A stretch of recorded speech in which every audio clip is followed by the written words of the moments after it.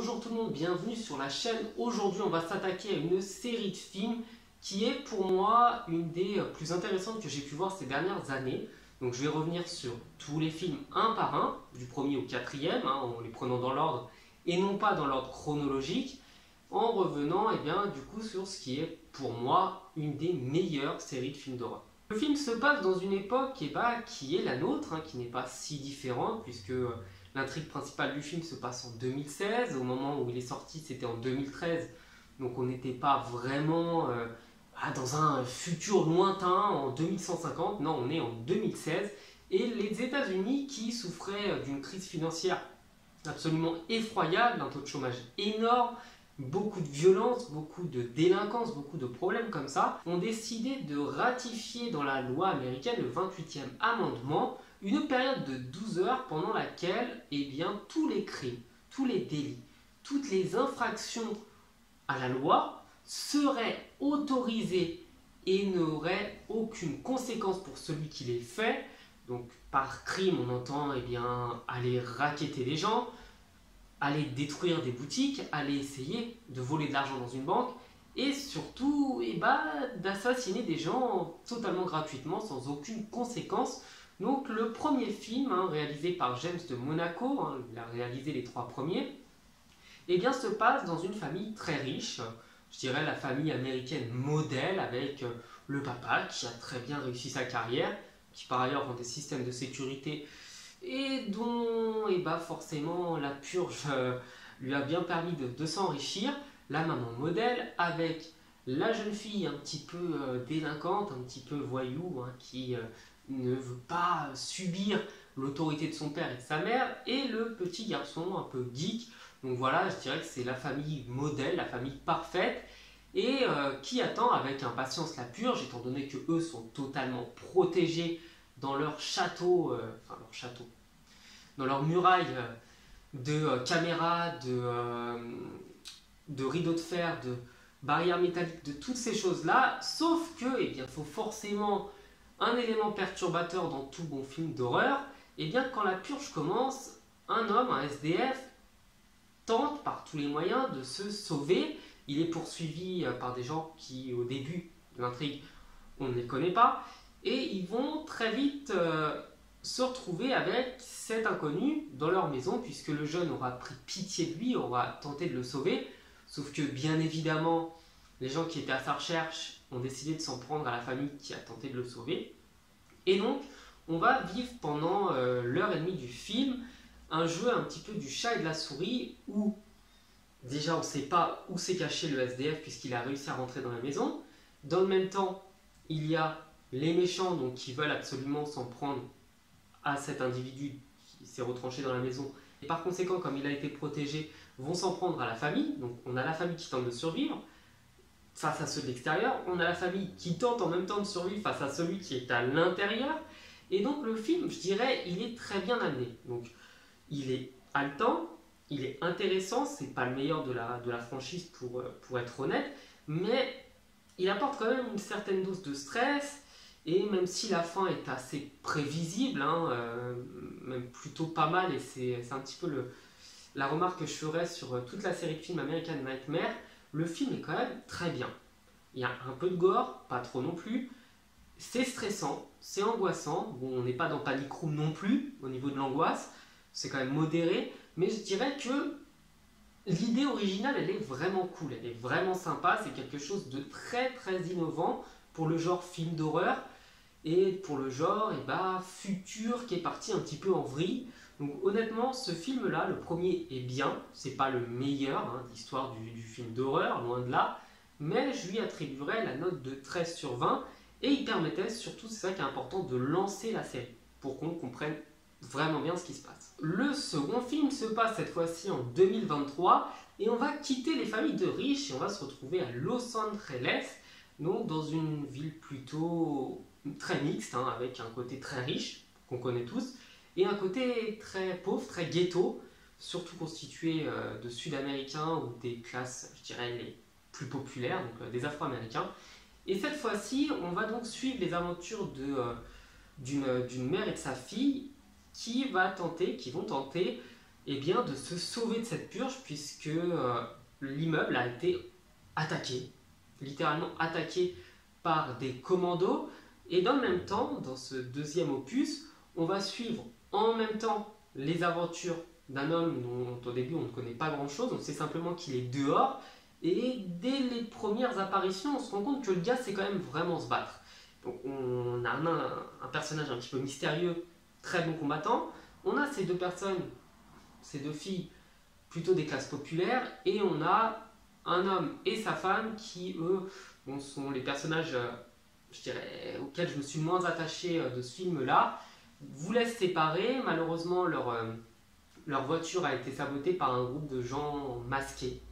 Et c'est vraiment ce qui revient le plus souvent dans American Nightmare 2 et même dans la suite, c'est que les gens sont masqués. Ça a son importance, on verra après pourquoi.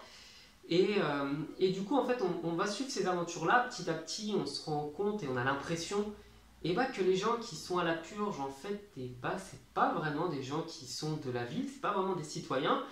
Et au vu des moyens techniques qu'ils ont, on a l'impression que c'est une armée. C'est une armée qui est envoyée, et vu la façon de procéder, qui est envoyée pour se débarrasser des pauvres.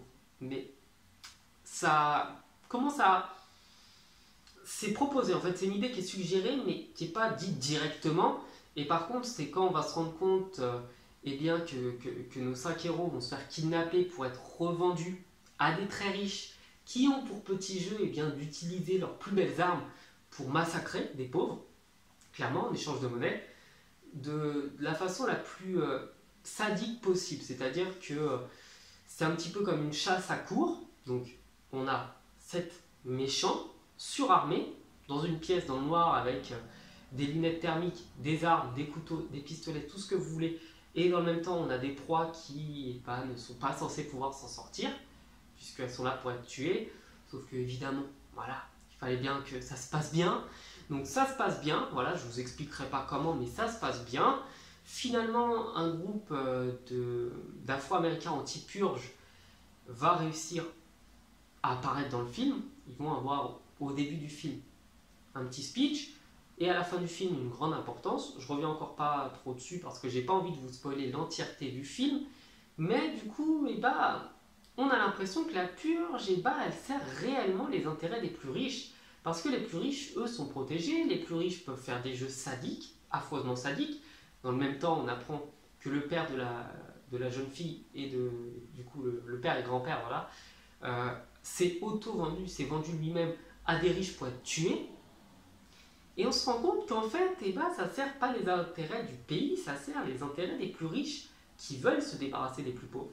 Et c'est ça qu'on arrive à comprendre, et c'est là, comme ça, qu'on va rentrer dans American Nightmare 3. Cette fois-ci, on va partir en 2040, donc 25 ans après le début de la purge, et on va suivre les aventures d'une sénatrice qui, elle, est une anti-purge du début à la fin, puisque sa famille se sera fait massacrer par un psychopathe, un sadique, pendant une nuit de purge, et qu'elle aura été la seule survivante de toute sa famille. Donc forcément, elle est anti-purge, forcément, elle a envie de se battre contre ça, et étant devenue sénatrice, les élections étant à 2 mois, elle commence à prendre de plus en plus d'importance. Parce que dans le même temps, on a pas mal de groupes qui sont anti-purge, on a pas mal de groupes qui sont pour la purge, évidemment les plus riches le sont, forcément puisqu'ils ne meurent pas, et du coup on se retrouve avec quelqu'un qui a des idées un peu plus normales, un peu plus raisonnables que les nouveaux pères fondateurs. C'est d'interdire la purge, en fait, c'est d'interdire ça, tout de suite, directement, sans aucune condition de temps ou quoi ou qu'est-ce. Et bien entendu, la loi a été changée dans la purge de cette année, et plus personne n'a d'immunité. Je crois que je n'en avais pas parlé dans la description des autres films, mais jusqu'à présent, les gens à partir de l'échelon 10, donc les plus hautes autorités, les sénateurs, les députés, les présidents, ce qui font office de vice-président, etc., ne pouvaient pas être tués pendant la purge. Il y avait une immunité totale. Sauf que cette immunité a été enlevée, elle a sauté, ce qui fait que notre amie sénatrice anti-purge se retrouve potentiellement à pouvoir être tuée, à pouvoir se faire assassiner ce soir-là. Et bien entendu, on se doute de qui est pour. Évidemment, qui dirige le pays depuis 25 ans, qui a organisé la purge, et qui s'embêterait si on la supprimait. Donc forcément, notre amie sénatrice va se retrouver à devoir survivre. Elle va être protégée par le héros du deuxième film, dont on a des nouvelles et qui est toujours aussi badass d'ailleurs. Et du coup, on va suivre cette aventure-là qui est pour moi la meilleure de la série, la meilleure de la franchise. Et dans le même temps, on va suivre les aventures de Joe Dixon et de son associé, de son meilleur ami, un jeune Mexicain venu là il y a 7 ans, qui vont tenter de protéger leur boutique tant bien que mal, parce que le soir de la purge, eh bien, les sociétés d'assurance ont décidé d'augmenter par 10, 20 000 les prix pour assurer une boutique. Sauf que là encore, eh bien, c'est les pauvres qui payent les pots cassés. Donc on va se retrouver avec nos deux amis qui vont tenter de protéger leur boutique, le sénateur ainsi que notre super-héros du deuxième et du troisième, qui vont bien entendu à un moment se retrouver ensemble. Forcément, évidemment, il fallait qu'ils se retrouvent, hein, sinon ce serait vraiment pas drôle. Et on va suivre un petit peu tout le commando, un commando, donc celui qui veut tuer la sénatrice, et un autre commando qui veut s'en prendre au nouveau père fondateur.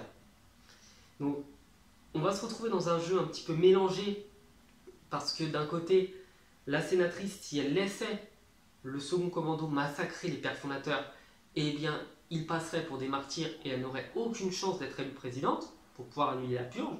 Donc au final, ce qui semblerait être une bonne chose contre la purge serait une très mauvaise chose pour annuler la purge, justement. Et dans le même temps, on a notre sénatrice qui doit survivre. Donc bien entendu, le film est bien. Voilà, on va pas spoiler du tout, vraiment aller voir American Nightmare, pardon. Le troisième est vraiment excellent. Pour moi, il est le meilleur de toute la franchise. Et à la fin, eh ben, je vous dis pas la fin. Voilà, parce que sinon, c'est nul. Clairement, spoiler les films, c'est nul. Mais le film est très haletant, le film n'est pas non plus abusif. C'est-à-dire que vous n'avez pas, par exemple, des héros qui ne peuvent pas mourir. Vous avez des situations un peu quand même abusives et non réalistes. Ça, forcément, il en faut dans les films d'horreur. Hein, je veux dire, rien que l'idée de la purge, c'est pas possible. Donc on ne peut pas demander au film d'être réaliste sur tous les points. Mais il est bien amené, il n'est pas trop long, il ne souffre pas du gore. Et surtout, il ne donne pas l'impression en fait d'être le film de trop. Il est vraiment le film fait pour moi pour bloquer la série, finir la série et qu'on soit tranquille avec cette purge et qu'on puisse boucler la série de films correctement. Donc on va pouvoir s'attaquer maintenant au quatrième. Donc le quatrième va se passer à New York et c'est la toute première purge, la toute première fois que l'idée avait été suggérée au nouveau père fondateur et qu'elle avait été mise en application seulement pour une ville. Et donc on va là par contre suivre les aventures d'un gangster. Voilà, c'est un gangster, de son ex-petit ami ainsi que son petit frère qui vont participer pour la première fois à la purge. Et donc là cette fois-ci je dirais que le film n'est pas du tout mon préféré, c'est le moins bon de la série. Par ailleurs ça coïncide avec le fait que c'est la première fois que le réalisateur original ne le réalisait pas. Et ça, croyez-moi, cette information-là elle est importante et je l'ai su seulement en préparant cette vidéo-là. Je ne l'ai pas su avant, je pensais que c'était le même réalisateur, mais je me disais, c'est bizarre, le quatrième, il n'est pas aussi bien. Donc le quatrième, il n'est pas aussi bien, mais je dirais que le quatrième, en fait, il permet un petit peu de comprendre pourquoi les pères fondateurs ont lancé ça, les nouveaux pères fondateurs ont lancé ça. On se rend compte qu'en réalité, eh bien, l'idée, c'était de libérer un petit peu la violence des gens, mais que très vite, le docteur qui avait proposé ça a perdu le contrôle. C'est-à-dire que les nouveaux pères fondateurs s'en sont servis pour se débarrasser des gens nuisibles à leurs yeux. Je ne dis pas nuisibles dans la vie de tous les jours parce que des pauvres, il y en a partout, il en faut, c'est comme ça dans la vie. Mais on se rend compte que comme la violence n'est pas des plus élevées, c'est simplement voilà, des jeunes ou des gens qui veulent un petit peu faire la fête, se droguer, faire un peu de conneries, ou juste piller des banques, voilà, c'est des activités illégales, mais je veux dire, on est dans du banditisme, mais on n'est pas dans de la très grosse criminalité, on n'est pas dans de la folie de psychopathe, on est plus dans de la délinquance. Sauf que comme c'est pas assez violent pour eux et qu'ils n'arrivent pas à se débarrasser des gens dont ils veulent se débarrasser, et bien là on se rend compte que les nouveaux pères fondateurs payent des milices, et du coup tous les ans ça va être ça, que les nouveaux pères fondateurs payent des milices pour aller dégommer des pauvres dans les quartiers pauvres. Donc des armées très bien équipées, très bien organisées, très bien hiérarchisées, qui vont massacrer de manière systématique les gens dans les quartiers les plus pauvres, en les traquant avec des lentilles qui leur sont fournies au début pour qu'ils participent, mais qui en réalité servent à traquer les lieux où il y a le plus de monde. Et donc ces armées-là massacrent le plus de pauvres possible. Dans le même temps, le film, par contre, manque très violemment de réalisme. Je veux dire, il y a au moins 10 fois où la situation, elle est totalement improbable, quoi. Par exemple, je donne un exemple. À un moment, le groupe de super-héros arrive à se débarrasser de toute une milice armée en envoyant des gaz lacrymogènes ou des gaz, des fumées qui vont les empêcher de voir. Sauf que nos héros arrivent à voir dans la fumée. Je ne sais pas si vous voyez le problème. Ça veut dire que vous dites que d'un côté, des milices armées avec des lunettes n'arrivent pas à voir les méchants, n'arrivent pas à voir nos héros arriver, mais que nos héros sans masque, sans protection, sans rien, arrivent à naviguer dans la fumée tranquillement. Déjà là, c'est pas très réaliste. On a aussi le fameux coup de je tire avec 2 pistolets comme ça c'est pas réaliste. On a notre héros à un moment qui arrive à tirer en mettant l'arme dans son dos comme ça, et il arrive à tirer, alors qu'en réalité, on sait pertinemment qu'avec le recul, si vous faites ça, vous allez vous casser les reins et vous allez vous casser les bras, vous allez vous déboîter les 2 bras et vous allez vous casser la colonne vertébrale. Il a pu le faire, tant mieux pour lui, c'est un super-héros. On passera évidemment sur l'arrivée d'un des méchants du film qui vient pile au moment où il faut, dans l'immeuble où il faut, dans l'étage où il faut, dans la pièce où il faut, dans l'appartement où il faut. Waouh! Enfin bref, regardez le film, vous allez comprendre de quelle scène je parle, qui vient du coup sauver nos héros. Nos héros, il n'y en a pas un seul qui y passe, hein, voilà, c'est vraiment en fait, à la différence de tous les autres, le film où je dis pas genre on s'attend à ce que tout le monde se fasse massacrer, non, on aime bien avoir les super-héros qui survivent, on aime bien avoir les personnages importants du film survivre, mais faut pas non plus les faire survivre, par exemple, à une chute d'une météorite sur leur immeuble. Faut pas non plus les faire survivre à l'arrivée d'un tyrannosaure de 40 mètres qui massacre tout le monde, eux ils sont là, ils se font pas massacrer. Non, faut arrêter. C'est-à-dire que au bout d'un moment, quand le mec se prend plusieurs balles, bah, faut peut-être qu'il meure. Je dis pas qu'il faut le tuer, mais si tu veux qu'il se fasse tirer dessus dans ton film, et bah, assume les conséquences d'un mec qui se fait tirer dessus dans un film, quoi. Je veux dire, t'as des héros qui survivent à des explosions, à des bombes, où tout l'immeuble prend feu, mais eux ils crament pas. Non, non, non. Donc le film, par contre, il est sympa, il se regarde bien, mais faut pas déconner, quoi. Je veux dire, faut pas déconner. Vraiment, ça va être le terme pour le dernier film, faut pas déconner. Genre, je veux bien accepter que nos héros survivent, mais il y a des limites. Il y a des limites à la survie. Je veux dire, c'est pas Terminator, c'est pas Rambo, c'est censé être des gars lambda, ils peuvent pas survivre à tout ce à quoi ils ont survécu. C'est pas possible, donc maintenant on va passer aux notes très rapidement. Donc American Nightmare 1, je lui mettrai 13 sur 20. Il est bon, il se regarde, il est à regarder parce qu'il est sympa.